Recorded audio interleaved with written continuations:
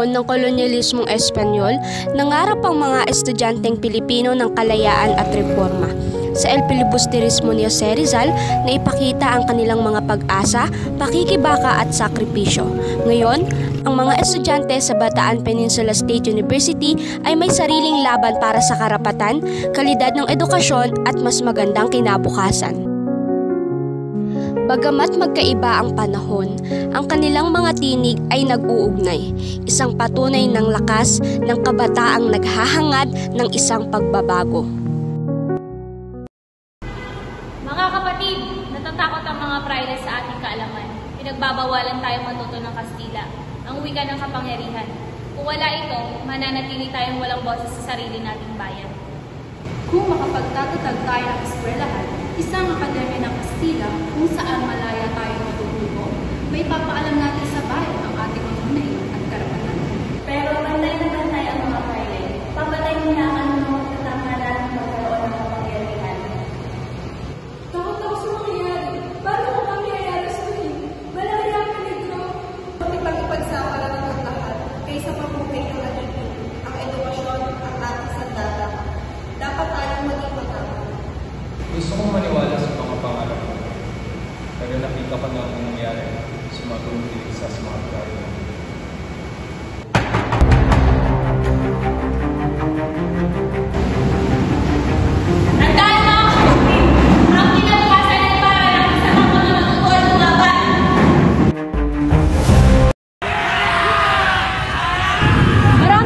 At problema ang kinakaharap natin ngayon.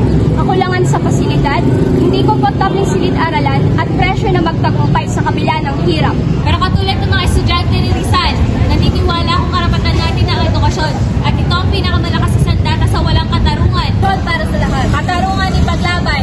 Sahod itaas. Tinig ang ating mga tinig. Paglalaban natin ang kamot-kayang edukasyon at ang karapatan ng bawat estudyante. Minsan, pakiramdam namin hindi kami pinapakinggan o pinapansin. Ngunit nagsasagawa kami ng mga forum na ito upang tumindig at itaas pa yung boses namin sapagkat hindi rason iyon para kami ay tumigil. Inisasagawa namin ito upang itaas at tumindig dun sa mga karapatan na kailangan at tatamasan namin, sa mga karapatan na kailangan may access kami. Mga guro, sa mga kababayan natin na nakakarinig ng ating programa. Tayo po si Raul Manuel, kinatawan ng Kabataan Party List. Siyang una, natatangi at tunay na boses ng kabataan sa loob ng ating kongreso. Bakit po tayo naririto sa ginagawang pagtitipon? Nandito tayo kasi gusto nating ipahayag ang pakikiisa, mahigpit na pakikiisa ng mga kabataan sa panawagan ng ating mga guro. Pagdating po sa basic education, nandiyan yung ating mga kaguruan at ang milyon-milyong mga estudyante na matagal nang naghahangad na makabalik sa mga paaralan.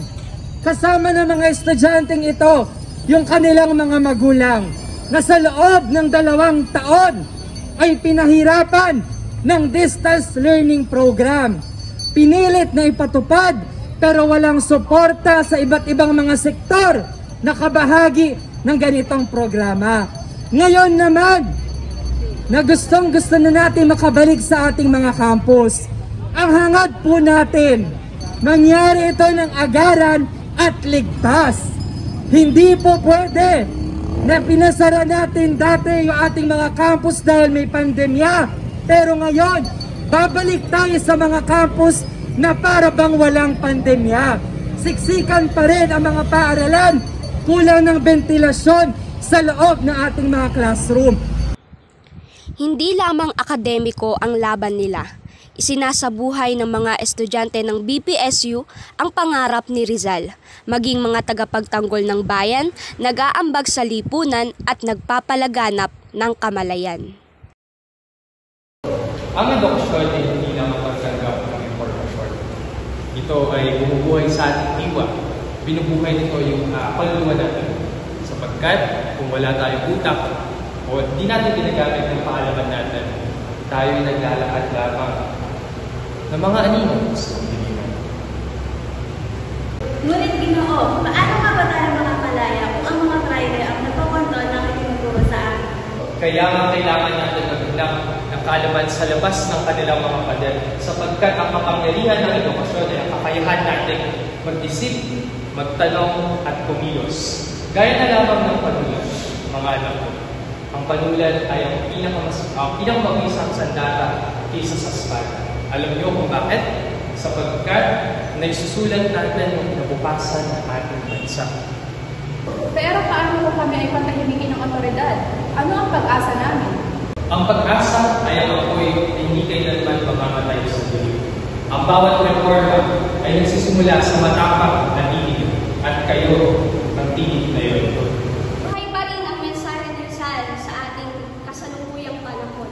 Ang edukasyon ang ating sandata tungo sa kawalan ng katarungan at daan tungo sa pagbabago. Kaya kayo bilang mga kabataan ng kasalukuyang panahon, kayo ay tinawag upang maging tagapagbago. Tagapagbago hindi para lamang sa inyong mga sarili, bagkus upang maging tagapagbago rin para sa ating bayan.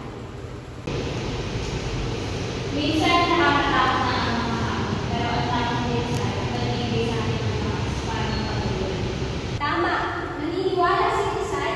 Tandaan ninyo na naniniwala si Rizal sa pamamagitan ng edukasyon, tayo ay maaaring magkaroon ng tinatawag nating personality of their own. Tandaan ninyo na kayo bilang mga estudyante at tayo bilang mga Pilipino ay tungkulin natin na pagpatuloy ang kanyang legasiya. Nakatayo tayo sa balikat ni Rizal at ang mga matatapang na estudyante ng El Filibusterismo.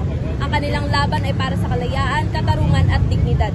Hindi naiiba sa laban natin ngayon. Paano ba tayo makakagawa ng pagbabago sa mundong ito? Ano ang kaya nating gawin? Ating tinig, isip at kilos. Kahit sa maling tambang, paglaban para sa abot-kayang edukasyon, pagtindig para sa walang katarungan, pagtulong sa komunidad, lahat ay mahalaga. Kagaya ng sinabi ni Rizal, ang ating mga panulat ay mas makapangyarihan kaysa espada. Ngayon, ang ating mga panulat ay ang ating mga plataforma, talumpati, suliranin at social media. Isinusulat natin ngayon ang kwento ng kinabukasan ng ating bayan. Pagpatuloy natin ang ligasiyan ni Rizal. Maging matapang, matalino at nagkakaisa. Ang kinabukasan ay nasa ating mga kamay. Education is the passport to the future, for tomorrow belongs to those who prepare for it today.